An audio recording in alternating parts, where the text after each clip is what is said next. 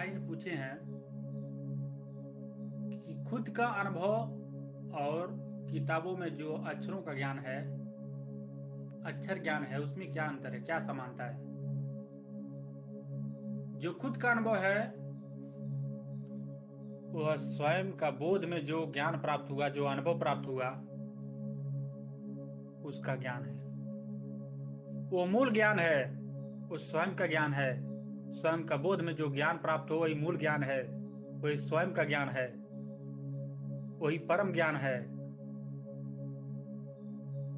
उसी अनुभव से आपका जीवन धन्य होगा। लेकिन जो अक्षर ज्ञान है वो किसी महापुरुष, किसी व्यक्ति विशेष का अनुभव का ज्ञान है। और अपने होशपूर्वक जीते समय, होशपूर्वक रहते समय वह महापुरुष, वह व्यक्ति किताबों में लिख के चला गया या बोल दिया, लिखने वाले लिख के चले गए। वो दूसरे का अनुभव है। वो जब व्यक्ति था, वह महापुरुष जब था, तो उसके अनुभव से उसके मार्ग दिशा पर, उसके जो मार्ग का संदेह है, जो संदेश देता था, उस मार्ग पर चलने वाले व्यक्ति का कल्याण होता था। लेकिन जैसे ही वो लिख करके चला गया, बोल करके चला गया, आज उसको रिपीट किया जाए या कोई व्यक्ति उसको रिपीट कर रहा है, तो आज उस शब्दों से कल्याण नहीं होगा। ज्ञान हो सकता है लेकिन उससे स्वयं का बोध नहीं हो सकता है। भले ही किसी महापुरुष का वो अनुभव है, लेकिन वो जब व्यक्ति जीवित था, जो उसका शरीर जीवित था, तो जो उस समय बोलते थे वो महापुरुष, उन शब्दों से काम होता था। उस परख का ज्ञान से लोगों का कल्याण होता था। जैसे आज कोई व्यक्ति स्वयं का बोध कर ले, उस विराट परमात्मा का बोध कर ले, उस विराट परमात्मा के गले लग जाए, उस विराट परमात्मा का सत्ता का अपने गंतव्य तक पहुंच जाए, तो जो भी वो शब्द बोलेगा वो शास्त्र हो जाएगा। वही शब्द काम करता है। उसी शब्दों से लोगों को दिशा दिया जा सकता है, निसंदेह का मार्ग दिया जा सकता है, और वही शब्द काम करता है। वैसे ही आप अपने अनुभव को लिख करके चले जाइए, लेकिन उसको जो पढ़ेगा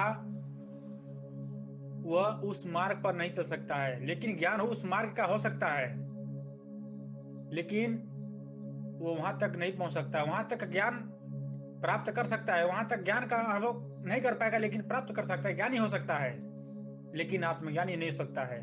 आत्मज्ञानी तभी होगा जब वो भीतर का अंतर्मुखी होगा, जब भीतर का यात्रा करेगा। आज जितने भी महापुरुष बोल करके चले गए, लिख करके चले गए, उनके शब्दों को अगर रिपीट किया जा रहा है तो केवल उससे ज्ञान प्राप्त हो सकता है। खुद का, स्वयं का अनुभव नहीं हो सकता है। उसके लिए आपको भीतर की यात्रा करना पड़ेगा, अंतर्मुखी की यात्रा करना पड़ेगा, तभी आप अपने गंतव्य तक पहुंच सकते हैं। अक्षर ज्ञान वही है जो महापुरुषों ने बोल के चला गया, लिख करके चला गया।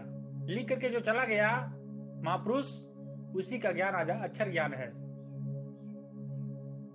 लेकिन जो स्वयं का बोध का अनुभव है, जो स्वयं में बोध में जो अनुभव होता है, महसूस होता है, अगर उसको वर्णन किया जाए तो उससे लोगों का कल्याण हो सकता है, लोगों को दिशा मिल सकता है। लेकिन आज जो अक्षर ज्ञान का वर्णन लोग कर रहे हैं, उससे केवल ज्ञान हो सकता है। लेकिन जो स्वयं का अनुभव है, कोई व्यक्ति स्वयं का अनुभव कर ले, स्वयं का बोध कर ले, और जो उसका वर्णन करेगा, उससे लोगों को आत्मज्ञान प्राप्त हो सकता है, दिशा मिल सकता है, और उस दिशा पर व्यक्ति चल सकता है। लेकिन अक्षर ज्ञान को पढ़ लेने से केवल ज्ञान होगा, आत्मज्ञान नहीं होगा। आत्मज्ञान के लिए भीतर की यात्रा करना पड़ेगा, सहज ही होना पड़ेगा, अंतर्मुखी होना पड़ेगा, स्वयं को ही बोध करना पड़ेगा, स्वयं को ही जानना पड़ेगा। और स्वयं को जानने के लिए मानव का शरीर बहुत बड़ा लैब है, कहीं दूर भी नहीं जाने की आवश्यकता है, अपने ही भीतर लौटने की जरूरत है।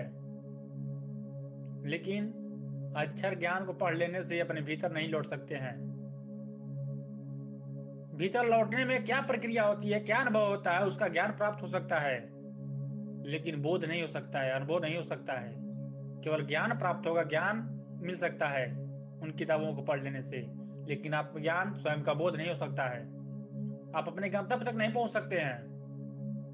केवल वहां तक की जो यात्रा होगा, उसमें जो अनुभव प्राप्त होगा, उसको ज्ञान की तरह से पा सकते हैं, लेकिन अनुभव नहीं हो सका। अनुभव इसलिए नहीं हो सका क्योंकि वो अक्षर ज्ञान है, वो स्वयं का मूल ज्ञान नहीं है, स्वयं के गंतव्य तक पहुंचने का ज्ञान नहीं है। स्वयं तक पहुंचने के लिए भीतर की यात्रा से किया जा सकता है, भीतर से ही पहुंचा जा सकता है, बाहर से नहीं। क्योंकि खोज आपका भीतर से है, अशांति भीतर से उठती है, शांति भीतर है। खोज का समाधान आपके भीतर ही मिलेगा। आप सहज होकर के केवल बैठ जाइए, आप केवल सहज होकर के बैठ जाइए। आपका काम केवल बैठ जाना है। जिसका काम होगा वो अपना भीतर का काम करेगा।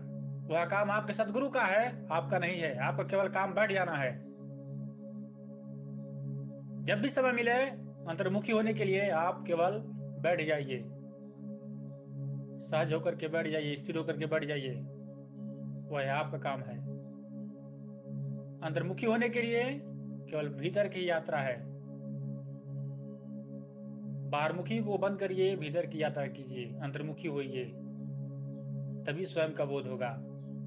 अक्षर ज्ञान से पढ़ लेने से या अक्षर ज्ञान का वर्णन कर देने से लोगों का कल्याण नहीं होगा। वो किसी महापुरुष का ही शब्द है, वो किसी महापुरुष का ही वर्णन है, उसको लिखा गया है केवल। आप फिर उसको वर्णन करेंगे तो काम नहीं करेगा। उससे केवल ज्ञान प्राप्त हो सकता है, लेकिन अनुभव नहीं प्राप्त हो सकता है। अनुभव के लिए आपको खुद उतरना पड़ेगा, खुद उनके मार्ग पर चलना पड़ेगा, तभी आपको स्वयं का बोध होगा।